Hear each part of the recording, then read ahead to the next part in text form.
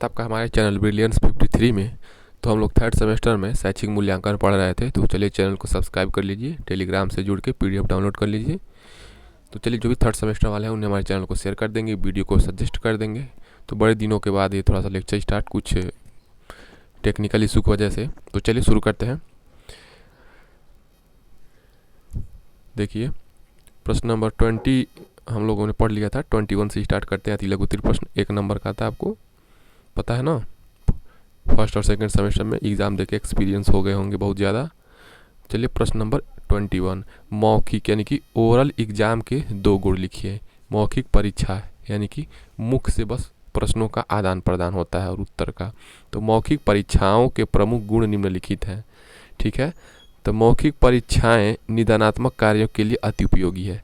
जिस प्रकार आप IAS PCS निकाल करके कोई बड़ा एग्जाम इंटरव्यू देने जाते हैं, तो आपके समस्याओं का पता लगाने के लिए कि आप किस क्षेत्र में निपुण हैं और किस क्षेत्र में निपुण नहीं हैं, इसका पता लगाने के लिए इंटरव्यू लिया जाता है। उसी को मौखिक परीक्षा कहते हैं। तो उसमें निदानात्मक कार्य यानी कि निदान मतलब होता है डायग्नोस यानी कि जाँच पड़ताल करना आपके समस्याओं को। तो निदानात्मक कार्यों के लिए अति उपयोगी है। छात्रों में आत्मविश्वास जगाती है। क्यों? क्योंकि जब बच्चों को प्रश्न पूछेंगे तो खड़े होकर क्लास में क्या करेंगे, उत्तर देंगे। तो छात्रों में क्या होगी, आत्मविश्वास जागृत होगी। नेक्स्ट प्रश्न देखिए।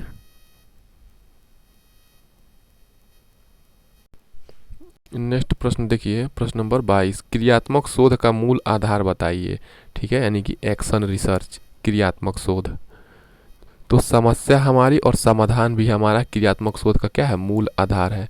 यानी कि बेसिक फंडामेंटल रूल है क्रियात्मक शोध। यानी कि आप कोई नया चीज़ बच्चों को या विद्यालय समाज से संबंधित जो भी समस्या है उसका समाधान आप नए तरीके से निकालते हैं, उसी को क्रियात्मक शोध कहते हैं। तो उसका मोटो क्या है, तो समस्या हमारी और समाधान भी हमारा। प्रश्न नंबर 23 देखिए, मूल्यांकन क्या है, इवैल्यूएशन क्या है। तो मूल्यांकन देखिए 2 शब्दों से मिलकर बना है, मूल्य प्लस अंकन।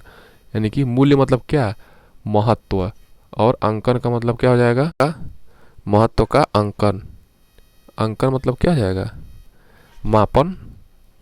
ठीक है। तो इसी प्रकार किसी भी मूल्यांकन क्या है, लगातार चलने वाली प्रक्रिया है। शैक्षिक उद्देश्यों की प्राप्ति की जांच ही मूल्यांकन है। यानी कि आप बच्चे का कोई भी मान लीजिए एग्ज़ाम हो गया, उसका शैक्षणिक उपलब्धि नापने के लिए और उसके व्यवहार में होने वाले परिवर्तन जो है उसको माप के लिए मूल्यांकन हो गया है। मूल्यांकन समझते होंगे इवैल्यूएशन, जिस प्रकार उनका एग्ज़ाम होता है और क्या होता है, कैरेक्टर सर्टिफिकेट भी मिलता है। तो उस मूल्यांकन में क्या जाएगा, यानी कि जो ज्ञान भी है वो भी चेक होगा और जो भी उनके भावात्मक पक्ष हैं वो भी चेक होंगे, और वो क्या क्रियात्मक पक्ष, क्या उनके अंदर कौशल है वो भी चेक होगा मूल्यांकन में।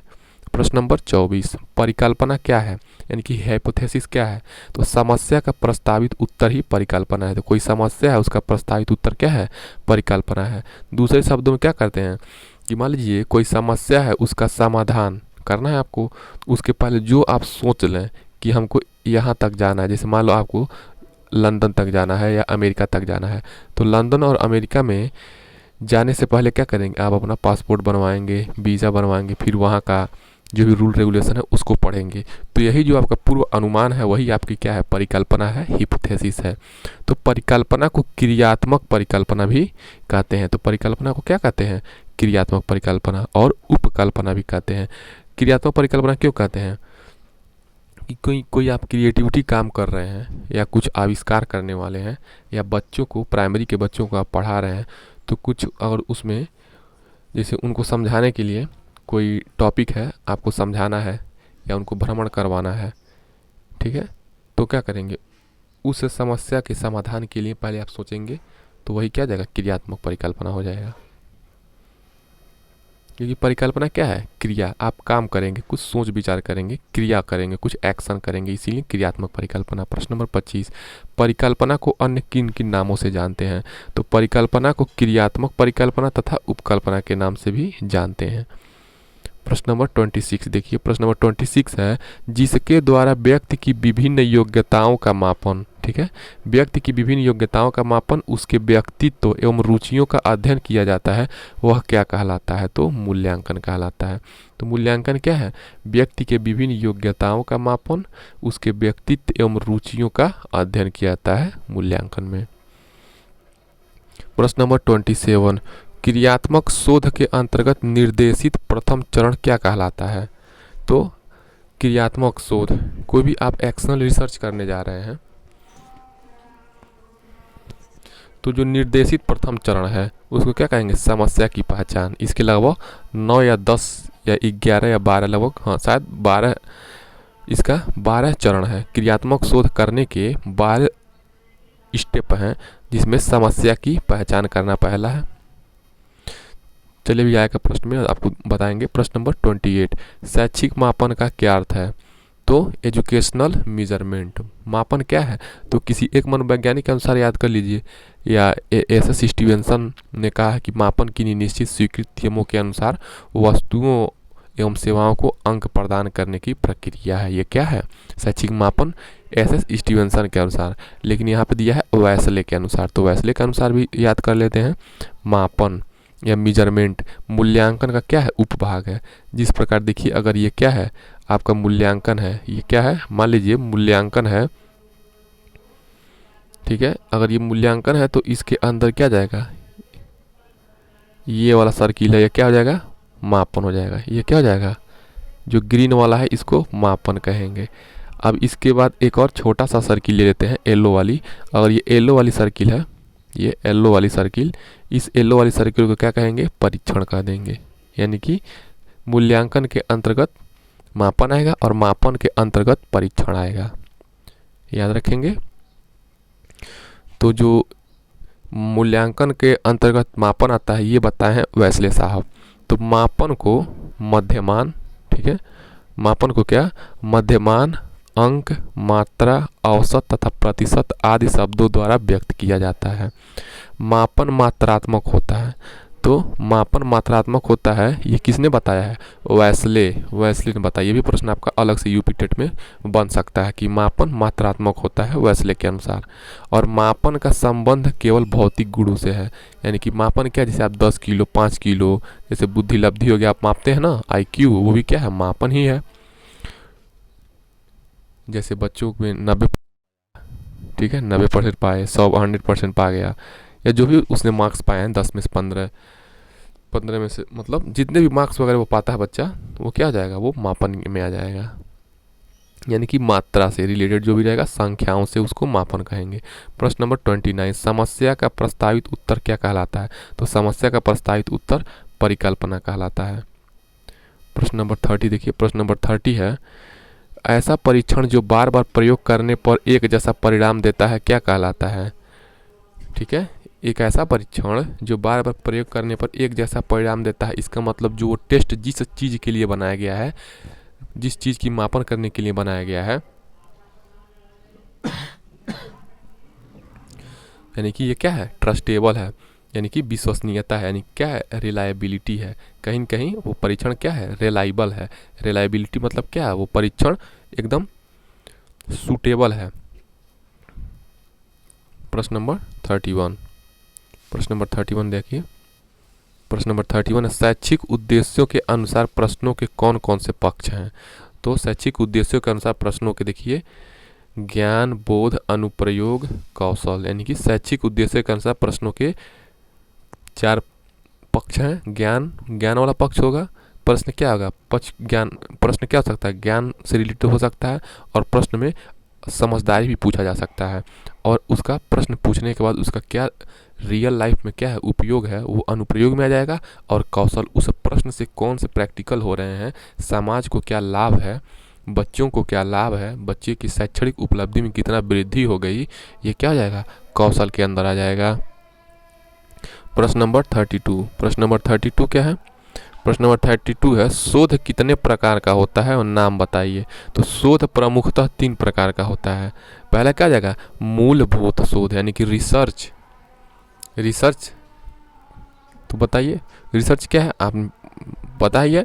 मूलभूत शोध यानी कि फंडामेंटल रिसर्च होता है, एक व्यवहारिक शोध होता है, ठीक है। व्यवहारिक शोध मतलब जैसे आप क्लास में हैं, बच्चों के सामने कोई समस्या आ गया, मान लीजिए बच्चों को किसी चैप्टर में समझने में प्रॉब्लम हो रहा है, तो आपने क्या किया, टीएलएम बना के उन्हें समझा दिया, ये व्यवहारिक शोध में आ जाएगा। और क्रियात्मक शोध भी क्या आ जाएगा, इससे ही रिलेटेड है।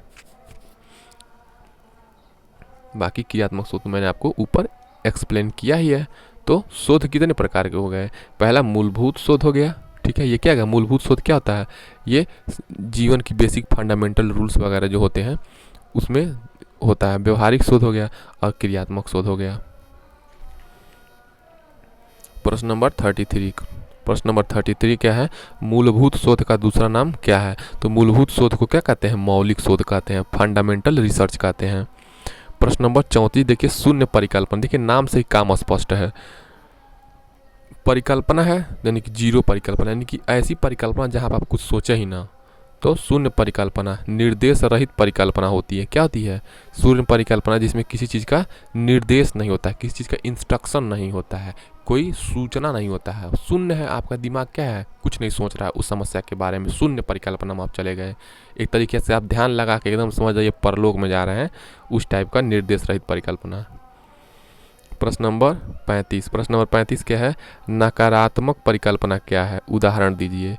तो नकारात्मक परिकल्पना में परिकल्पना का कथन होता है, यानी कि निगेटिव हाइपोथेसिस क्या होता है, तो नकारात्मक परिकल्पना में परिकल्पना का कथन होता है। जैसे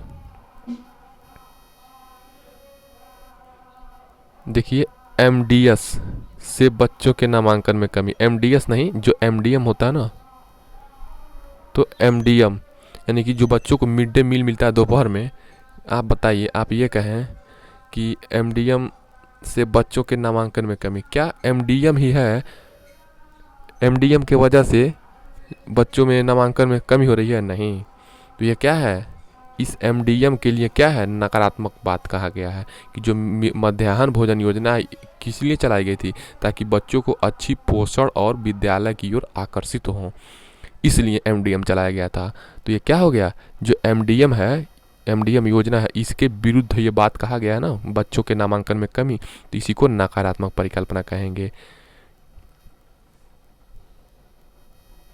तो चलिए नेक्स्ट प्रश्न देखिए, प्रश्न नंबर 36 देखिए आपकी स्क्रीन के सामने 36।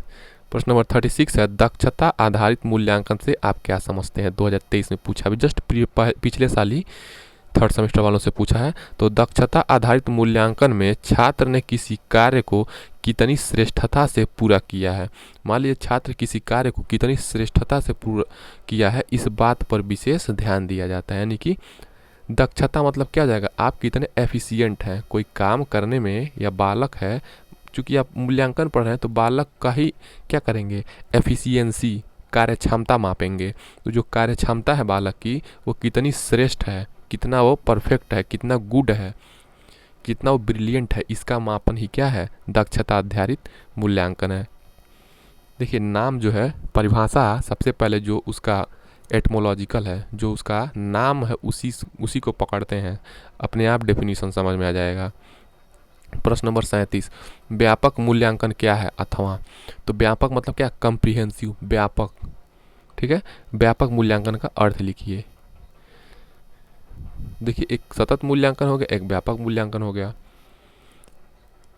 देखिए व्यापक मूल्यांकन वह मूल्यांकन है जिसके द्वारा बालकों के क्या, क्रियात्मक पक्ष यानी कि साइकोमोटर डोमेन, क्रियात्मक पक्ष को क्या कहते हैं, साइकोमोटर डोमेन, यानी कि बच्चे का जो माइंड है और मसल है, माइंड मसल जो कनेक्शन है, उसको क्रियात्मक पक्ष, यानी कि बच्चा किसी कार्य को कितना तरीके से, कितना फास्ट कर लेता है और शारीरिक रूप से भी कर लेता है।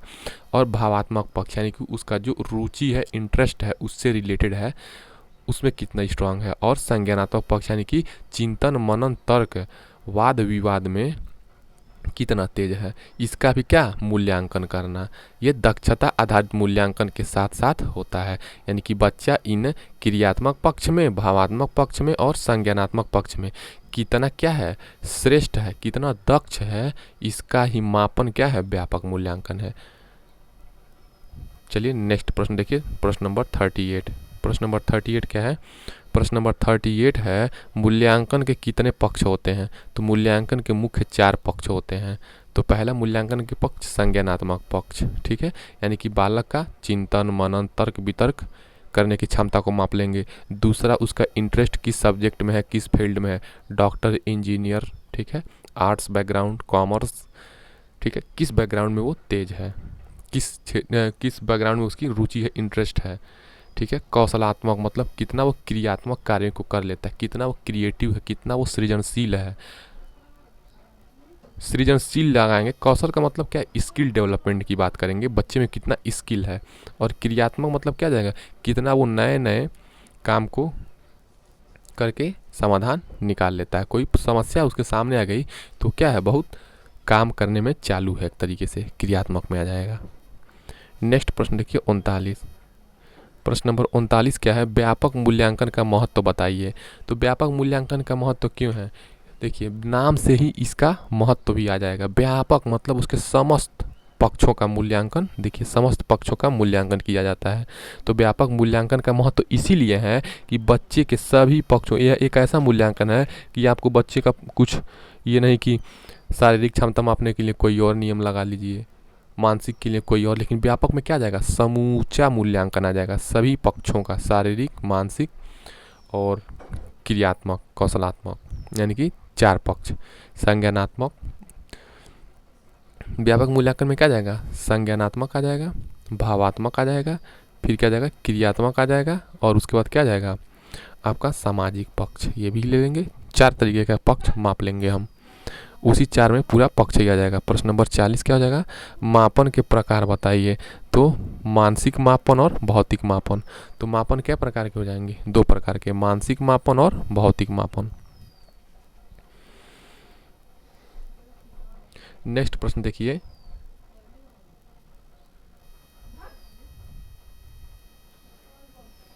प्रश्न नंबर 41। प्रश्न नंबर 41 है, मूल्यांकन प्रक्रिया के मुख्य अंग कौन कौन से हैं। तो मूल्यांकन प्रक्रिया के 3 अंग होंगे। शिक्षण उद्देश्य, यानी कि मूल्यांकन आप क्यों करेंगे, क्योंकि आपको शिक्षा का उद्देश्य पता करना है।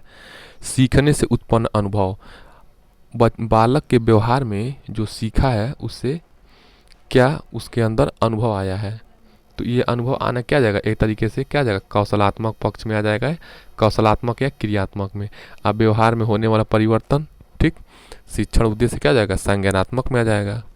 अब व्यवहार में जो परिवर्तन होगा क्या होगा, ये भावात्मक में आ जाएगा। समझ रहे हैं कहाँ से ये, तो भावात्मक में व्यवहार में परिवर्तन होगा तो क्या कहीं न कहीं उसके भाव अच्छे होंगे। सीखने से जो उसको अनुभव मिलेगा वो अपने रियल लाइफ में उपयोग कर लेगा, उसके अंदर कोई कौशल आ गया, स्किल आ गया। और शिक्षण उद्देश्य मान लीजिए उसने हिस्ट्री, ज्योग्राफी, पॉलिटी, इकोनॉमी, ठीक है, या भाषा, कोई भी सब्जेक्ट में क्या हो गया, उसको कुछ नॉलेज आ गया, कुछ ज्ञान आ गया, उसका उद्देश्य वही क्या जाएगा, शिक्षण उद्देश्य।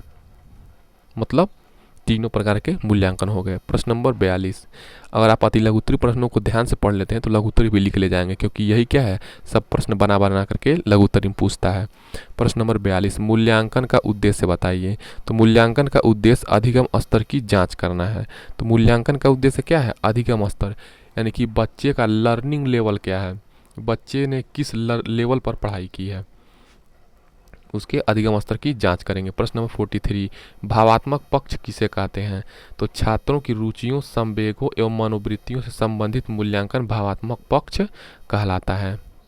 नेक्स्ट प्रश्न देखिए, प्रश्न नंबर 44। प्रश्न नंबर 44 है, प्रायोगिक मूल्यांकन का संबंध किन किन विषयों से है। तो प्रायोगिक मूल्यांकन का संबंध विज्ञान, भूगोल तथा कृषि से है। देखिए आप क्या करते हैं, एक्सपेरिमेंट किस सब्जेक्ट में करते हैं, उसके बाद आपका परीक्षक आता है और आपको उस एक्सपेरिमेंट में मार्क्स देता है। तो साइंस में आपने प्रैक्टिकल किया है, भूगोल में किया है और कृषि में किया है। कृषि में क्या क्या, नए नए बीज हो गए, खाद वगैरह, इसका जर्मिनेशन, कहाँ पे ये लग सकता है, कहाँ पे क्या हानि क्या लाभ, ये सब कृषि में हो गया। भूगोल हो गया विज्ञान, यानी कि इसमें प्रैक्टिकल किया जाता है। प्रश्न नंबर 45। 45 क्या है, नवाचार की आवश्यकता या महत्व बताइए। तो नवाचार द्वारा शिक्षा में नई विषय वस्तु का समावेश होता है। नवाचार मतलब क्या जाएगा, इनोवेशन। जिस प्रकार कोरोना के टाइम में लोग घर पे शिक्षा नहीं ले पा रहे थे तो ऑनलाइन एजुकेशन का प्रचलन बहुत तेजी से हो गया। नए नए ऐप्स बन गए, तो ये क्या आ गया, शिक्षा में नवाचार आ गया। तो जो एकदम नवाचार मतलब नाम से ही काम, यानी कि नवा आचार, यानी कि नए नए आचरण अपनाना शिक्षा में, या नई विषय वस्तु को समावेश करना, यानी कि इंक्लूड करना होता है। नवाचार द्वारा शिक्षण अति प्रभावी हो जाता है। तो नवाचार द्वारा क्या होता है, शिक्षण बहुत ज़्यादा अति प्रभावी हो जाता है। प्रश्न नंबर 46 है, फॉर्मेटिव मूल्यांकन के कोई 2 लाभ बताइए। ठीक है, फॉर्मेटिव मतलब क्या जगह, फॉर्मेशन करना, किसी चीज़ का फॉर्मेशन करना, कंस्ट्रक्शन करना। ठीक है, मतलब नए उत्पाद बनाना या रचना करना। तो फॉर्मेटिव मूल्यांकन मतलब क्या जगह, रचनात्मक मूल्यांकन। तो फॉर्मेटिव मूल्यांकन के प्रमुख लाभ इस प्रकार हैं। पहला, इसके माध्यम से छात्रों के प्रारंभिक ज्ञान का मूल्यांकन होता है। ये बहुविकल्पी में पूछता है, प्रारंभिक ज्ञान का मूल्यांकन किसके द्वारा किया जाता है, तो फॉर्मेटिव असेसमेंट, यानी कि आप करते हैं रचनात्मक मूल्यांकन के माध्यम से, आप क्या करते हैं, प्रारंभिक ज्ञान का मूल्यांकन होता है। दूसरा क्या हो जाएगा, इसके द्वारा छात्र की इस योग्यता का पता चलता है कि वह प्राप्त ज्ञान दैनिक जीवन में किस प्रकार प्रयोग करता है। रचनात्मक मूल्यांकन में क्या है, जो ज्ञान आपने बालक को दिया वो रचना से रिलेटेड दिया होगा ना, कुछ क्रिया वगैरह करने के लिए, कुछ उसके अंदर कौशल अर्जन करने के लिए। जब वो कौशल को क्या करेगा, अपने माइंड में फिट कर लेगा, तो क्या करेगा, वो अपने रियल लाइफ में उपयोग कर लेगा। तो समझ जाइए वो फॉर्मेटिव मूल्यांकन का लाभ उसे मिल रहा है, जो आपने उसे ज्ञान दिया है। प्रश्न नंबर 47 है, आकलित मूल्यांकन से आप क्या समझते हैं, अथवा समेटिव मूल्यांकन या आकलित मूल्यांकन किसे कहते हैं। ठीक है, आकलित मूल्यांकन मतलब समेटिव मूल्यांकन, यानी कि ये योगात्मक मूल्यांकन है, यानी कि ये पूरे वर्ष का होता है। आकलित मूल्यांकन को योगात्मक मूल्यांकन भी कहते हैं, यानी कि योगात्मक मूल्यांकन कहिए चाहे आकलित मूल्यांकन कहिए।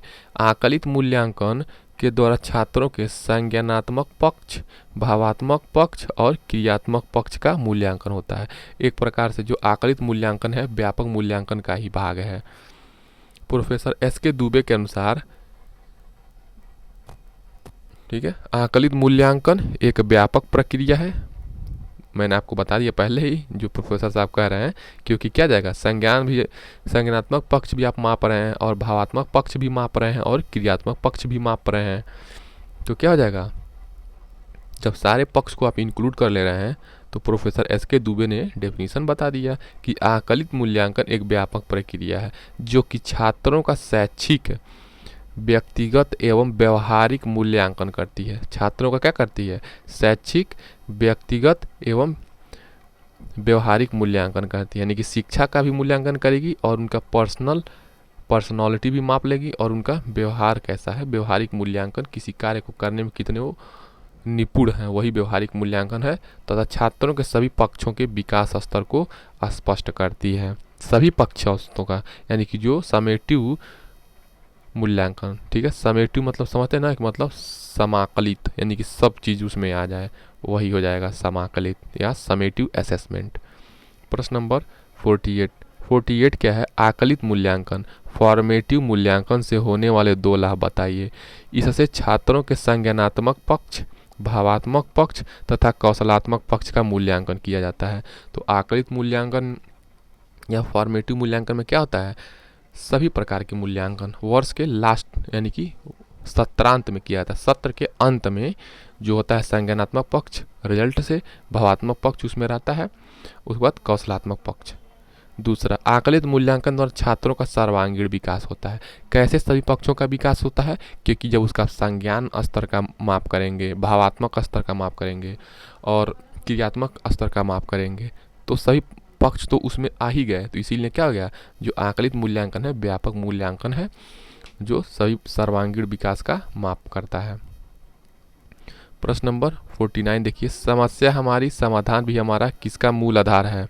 ठीक है, तो क्रियात्मक शोध का क्या है, ये मोटो है या मूल आधार। प्रश्न नंबर 50 देखिए, ब्लूप्रिंट का संबंध किससे है।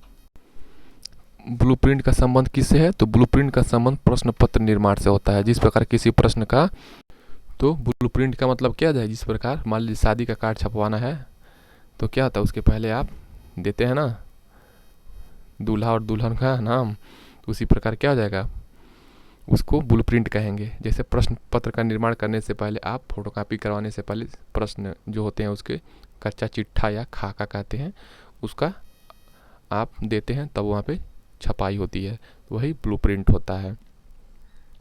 तो चलिए नेक्स्ट प्रश्न हम लोग कंटिन्यू करते हैं नेक्स्ट वीडियो से। चैनल को सब्सक्राइब कर लीजिए, और पीडीएफ चाहे तो टेलीग्राम से जुड़ जाएंगे, डिस्क्रिप्शन बॉक्स में है। और जो भी थर्ड सेमेस्टर वाले हैं या जो भी डीएलएड करता है उन्हें आप शेयर कर सकते हैं, क्योंकि मैंने पूरा सिलेबस उनको पढ़ा दिया है। चलिए नेक्स्ट वीडियो में, जय हिंद।